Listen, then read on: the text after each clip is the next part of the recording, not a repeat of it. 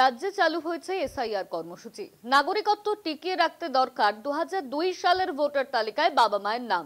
সেই প্রয়োজনে হয়তো আবারও সন্তানেরা ফিরবে বাবা মায়ের কাছে। একবার হলেও তো সন্তানের দেখা পাওয়া যাবে, সেই আশায় বুক বেঁধেছেন বৃদ্ধাশ্রমের আবাসিকরা।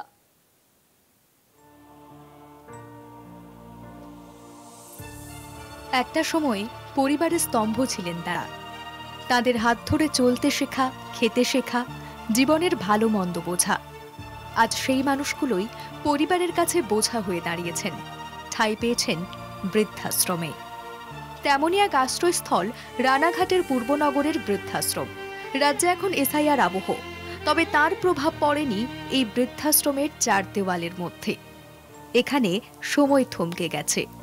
কেউ 4 বছর, কেউ 3, আবার কেউ 5 বছর ধরে রয়েছেন এখানে। নেই পরিবারের কারো সঙ্গে যোগাযোগ। ছেলে, বৌমা, নাতি নাতনিরা যেন এক অন্য জগতে হারিয়ে গেছে। আজ এই বৃদ্ধ বাবা মায়ের জীবনের সবকিছু সীমাবদ্ধ বৃদ্ধাশ্রমের এক কোণে। জানলার ধারে বসে দিন কাটে অতীতের স্মৃতিতে। লোকজন বলতে আমার ভাই আছে, আর আমার বর তো আসেনি। যোগাযোগ এই সেদিনকে ফোন করেছিলাম বরকে, আর সেরকমভাবে আর কোনো যোগাযোগ হয়নি। আমার 2 ছেলে মেয়ে, এক মেয়ে এক ছেলে। ছেলে যোগাযোগ করেনি এখন? আসেই না। করবে বলে মনে হচ্ছে, তার প্রয়োজন তো এসআইআরের ক্ষেত্রে। হ্যাঁ, সে তো প্রয়োজন, কিন্তু ছেলের সঙ্গে কথা বলতে হবে। যদি যোগাযোগ করে তাহলে আপনি যাবেন? হ্যাঁ, যাব। আবার কি এই যে এখন প্রয়োজন আছে আপনাকে নিয়ে যাবে, তো কি আশা রাখতে পারেন যে ছেলের কাছেই রাখবে আপনাকে? না না, তাহলে প্রয়োজন পড়লে আপনাকে আবার দিয়ে যাবে? হ্যাঁ।